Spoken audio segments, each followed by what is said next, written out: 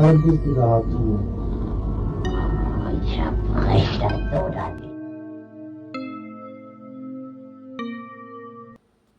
Hi friends, ഇന്ന് നമ്മൾ സംസാരിക്കാൻ പോകുന്നത് ലോകമെമ്പാടും പേടിയും കൗതുകവും നിറച്ച ഒരു യഥാർത്ഥ കഥയെക്കുറിച്ചാണ്. The exorcism of Emily Rose എന്ന സിനിമ നിങ്ങൾ കണ്ടിട്ടുണ്ടാകും. പക്ഷേ അതിൻ്റെ പിന്നിൽ ഒരു യഥാർത്ഥ സംഭവമുണ്ടെന്ന് നിങ്ങൾക്കറിയാമോ?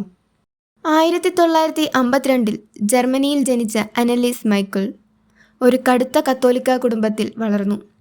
വളരെ ഭക്തിപരമായ സ്വഭാവം അവൾക്കുണ്ടായിരുന്നു. ചെറുപ്പം മുതൽ ദേവാലയത്തിൽ പങ്കെടുക്കുകയും ദൈവത്തോട് അടുപ്പം പുലർത്തുകയും ചെയ്തു. പക്ഷേ 16-ാം വയസ്സിൽ അവളുടെ ജീവിതം മുഴുവനും മാറിമറിഞ്ഞു. എപ്പിലെപ്സിയും മെൻ്റൽ ഹെൽത്ത് പ്രശ്നങ്ങളും അവളെ അലട്ടി തുടങ്ങി. ഫിറ്റ്സ്, ഡിപ്രഷൻ, ഹാലൂസിനേഷൻസ് ഇതൊക്കെ അവളെ മാനസികമായി തളർത്തി. ചികിത്സകൾ നടത്തിയിട്ടും വലിയ മാറ്റമൊന്നും സംഭവിച്ചില്ല. കാലക്രമേണ അവളുടെ സ്വഭാവം സാധാരണയായി തോന്നാത്ത രീതിയിൽ മാറി. അവൾ അന്യമായ ഭാഷയിൽ സംസാരിക്കാൻ തുടങ്ങി.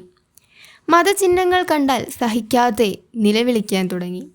ഭക്ഷണം പോലും അവൾ നിരസിച്ചു. കുറച്ചു സമയത്തിനു ശേഷം അസാധാരണമായ ശക്തിയും ഭീകര ശബ്ദവുമുള്ള പെരുമാറ്റങ്ങൾ കുടുംബത്തെ ഭീതിയിലാക്കി. വീട്ടുകാർക്ക് ഉറപ്പായി ഇത് രോഗമല്ല, ഭൂതപ്രേതമാണ് എന്ന്. അവളുടെ മാതാപിതാക്കൾ പള്ളിയെ സമീപിച്ചു. ഫാദർ അർണോൾഡ് റൺസ്, ഫാദർ ഏൺസ്റ്റാൾഡ് എന്നീ പുരോഹിതന്മാർക്ക് എക്സോർസിസം നടത്താൻ ഔദ്യോഗിക അനുമതി കിട്ടി. 1975 മുതൽ 1976 വരെ 67 തവണ എക്സോർസിസം ചടങ്ങുകൾ നടന്നു. മണിക്കൂറുകളോളം നീണ്ട പ്രാർത്ഥനകളിൽ അനലീസ് നിലവിളിക്കുകയും നിലത്ത് ചവിട്ടിപ്പിടിക്കുകയും കുരിശിനെയും ബൈബിളിനെയും നിരസിക്കുകയും ചെയ്തു. അവൾ പറഞ്ഞതു പ്രകാരം അവളുടെ ശരീരത്തിനുള്ളിൽ ഹിറ്റ്ലർ, നെറോ പോലുള്ള ചിത്രത്തിലെ ദുഷ്ടന്മാരുടെ ആത്മാക്കളാണെന്ന്. ഈ വാക്കുകൾ പുരോഹിതന്മാരെയും കുടുംബത്തെയും നടുക്കി.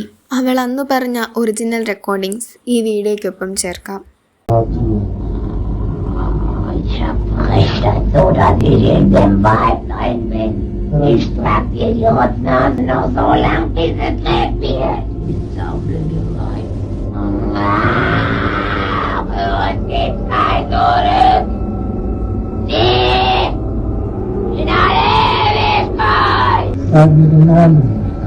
Ich, der Judas, und der Nero, der Kain und der Hitler. 5 Zimmer. Das war 6. Oh, den haben wir gelogen. Den habt ihr dazu. പക്ഷേ ഈ എക്സോർസിസം ചടങ്ങുകൾക്കിടെ അനലിസിൻ്റെ ആരോഗ്യനില വേഗത്തിൽ മോശമായി. അവൾ ഭക്ഷണം നിർത്തി. ശരീരം ക്ഷീണിച്ചു. രക്തഹീനമായി. 1976 ജൂലൈയിൽ വെറും 23 വയസ്സിൽ അനലിസ് മരിച്ചു. മരണസമയത്ത് അവളുടെ ഭാരം വെറും 30 കിലോ മാത്രമായിരുന്നു.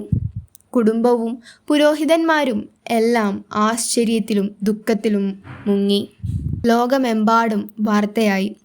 അനലിസിൻ്റെ മാതാപിതാക്കളെയും പുരോഹിതന്മാരെയും കോടതിയിൽ മാൻസ്ലോട്ടർ കുറ്റത്തിന് വിചാരണ ചെയ്തു.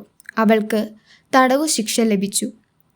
ഇന്ന് വരെ ചിലർ വിശ്വസിക്കുന്നത് അനലിസ് വെറും മാനസിക രോഗിയുടെ ഇരയായിരുന്നു എന്ന്. എന്നാൽ മറ്റു ചിലർ ഉറച്ചു പറയുന്നത് അവൾ ശരിക്കും ഭൂതങ്ങളുടെ പിടിയിലായിരുന്നു എന്ന്. അവളുടെ കഥ പിന്നീട് സിനിമകളായി മാറി. അതിലൊന്നാണ് The Exorcism of Emily Rose. ഇതാണ് ഫ്രണ്ട്സ് എമിലി റോസ് സിനിമയുടെ പിന്നിലെ സ്പൈൻ ചില്ലിംഗ് യഥാർത്ഥ കഥ. നിങ്ങൾക്ക് ഈ വീഡിയോ ഇഷ്ടമായെങ്കിൽ ഒരു ലൈക്ക് കൊടുക്കാനും ഇത്തരത്തിലുള്ള കഥകൾക്കായി നമ്മുടെ ചാനൽ സബ്സ്ക്രൈബ് ചെയ്യാനും മറക്കരുത്.